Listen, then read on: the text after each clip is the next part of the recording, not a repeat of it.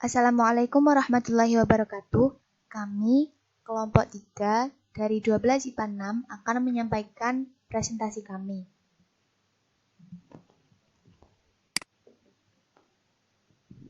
Yang pertama adalah perbedaan fiksi dan non-fiksi. Fiksi merupakan cerita yang berasal dari imajinasi pengarang yang dapat benar-benar murni rekaan. Beberapa ada yang terinspirasi dari kisah-kisah yang terjadi di sekitar, namun telah ditambahkan bumbu cerita oleh pengarang.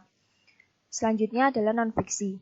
Non-fiksi adalah cerita yang benar-benar memindah dari kenyataan atau kejadian nyata ke dalam tulisan yang tidak terjadi perubahan sama sekali. Biasanya disertai dengan bukti, sehingga mempertegas bahwa cerita tersebut bukanlah cerita fiksi.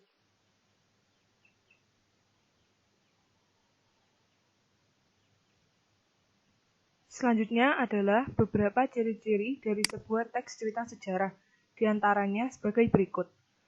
1. Disajikan secara kronologis atau urutan peristiwa atau urutan kejadian. 2. Bentuk teks berupa teks cerita sejarah atau recount. 3. Struktur teksnya berupa orientasi, urutan peristiwa, menuju konflik, puncak konflik, resolusi, dan koda. 4. Umumnya sering memakai konjungsi temporal. 5. Berisikan sebuah fakta yang terjadi.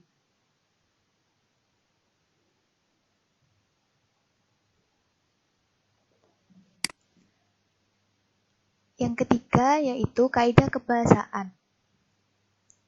Kaidah kebahasaan teks cerita sejarah meliputi 1. Menggunakan kalimat lampau. Yang kedua, menggunakan banyak kata yang menyatakan urutan waktu atau konjungsi kronologis atau temporal. Yang ketiga, menggunakan banyak kata kerja yang menggambarkan suatu tindakan atau disebut juga kata kerja material. Yang keempat, menggunakan kata kerja yang menunjukkan kalimat tak langsung. Yang kelima, menggunakan kata kerja mental atau kata kerja yang menyatakan sesuatu yang dipikirkan atau dirasakan oleh tokoh. Misalnya merasakan dan menginginkan. Yang keenam, menggunakan kalimat langsung. Hal ini ditunjukkan oleh tanda petik ganda dan kata kerja yang menunjukkan tuturan langsung. Yang ketujuh, menggunakan kata sifat untuk menggambarkan tokoh, tempat, dan suasana. Yang keempat adalah pembahasan struktur kebahasaan. A. Frasa nominal. Frasa nominal adalah sebuah frasa yang mempunyai unsur pusat berupa kata nomina atau benda. Frasa nominal terbagi menjadi 3 jenis, yaitu yang pertama, frasa nominal modifikatif. Frasa nominal modifikatif adalah frasa nominal di mana sebagian kata tidak sama dengan kata lainnya dan berperan sebagai pelengkap. Contoh, rumah mungil ini kami bangun dengan mengumpulkan uang sedikit demi sedikit. Frasa nominal modifikatif terletak pada rumah mungil. Yang kedua, frasa nominal koordinatif, yaitu di mana keseluruhan gabungan kata tersebut berperan sebagai unsur inti yang memiliki fungsi setara. Contoh, anak yang tidak suka mengkonsumsi sayur mayur dapat mengalami kekurangan gizi. Frasa nominal koordinatif terletak pada sayur mayur. Selanjutnya yang ketiga adalah frasa nominal apositif, yaitu di mana sebagian dari gabungan kata tersebut berperan sebagai pengganti unsur inti. Contoh, nyamuk, binatang penghisap darah, selalu merajalela di malam hari. Frasa nominal apositif terletak pada kata binatang penghisap darah.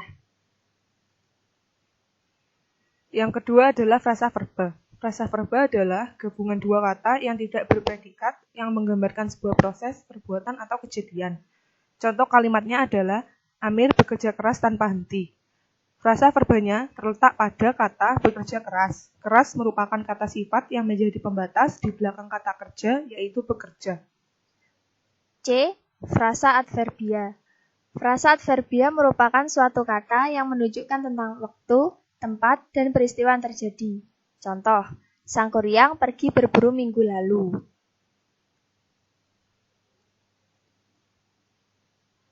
Selanjutnya yaitu konjungsi temporal. Konjungsi temporal adalah kata hubung yang menjelaskan hubungan waktu antara dua hal atau peristiwa. Konjungsi temporal dibagi menjadi dua, yaitu konjungsi temporal sederajat, yang merupakan konjungsi di antara dua kalimat yang bermakna sederajat.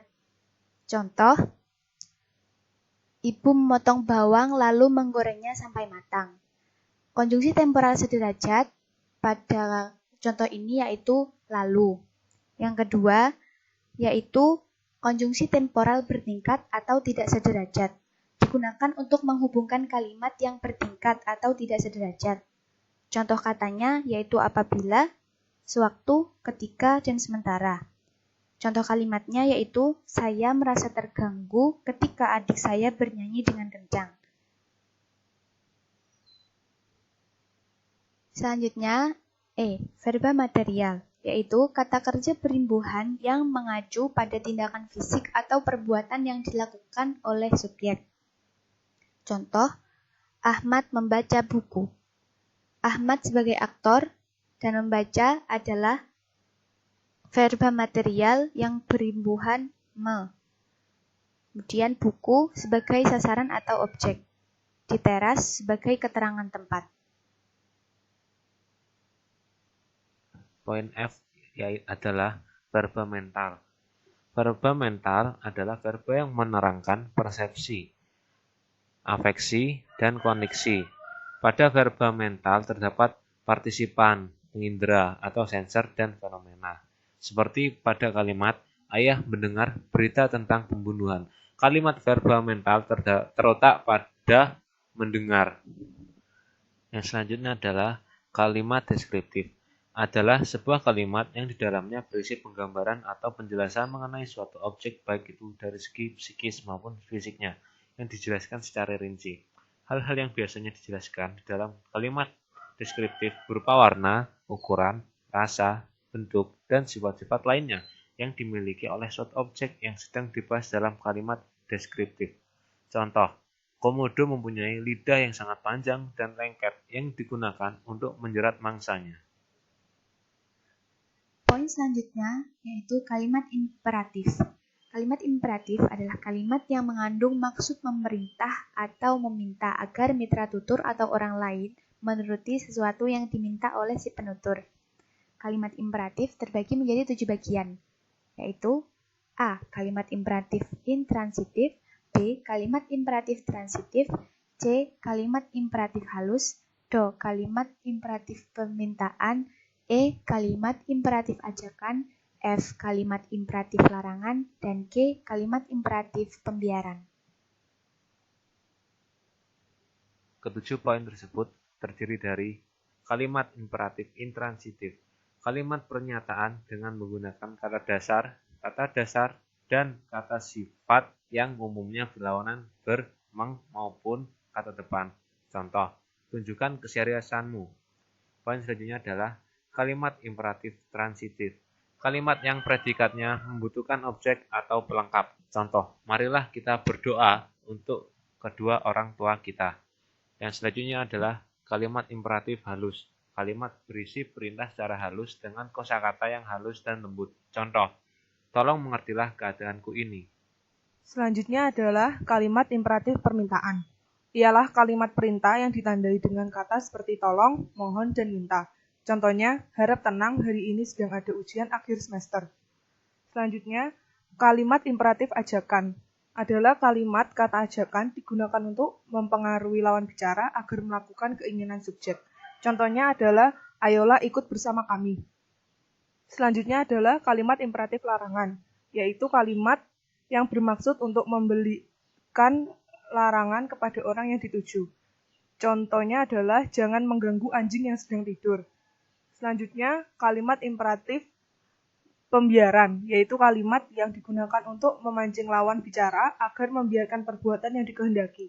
Contohnya adalah, biarkan dia berbuat sesuka hatinya. Selanjutnya adalah kalimat interrogatif, yaitu kalimat yang berisi pertanyaan untuk menanyakan sesuatu pada orang lain. Kalimat interrogatif dibagi menjadi 6, yaitu A. Kalimat interrogatif meminta pengakuan, B. Kalimat interrogatif meminta keterangan, C. Kalimat interrogatif positif, D. Kalimat interrogatif negatif, E. Kalimat interrogatif retorika, dan F. Kalimat interrogatif terbuka.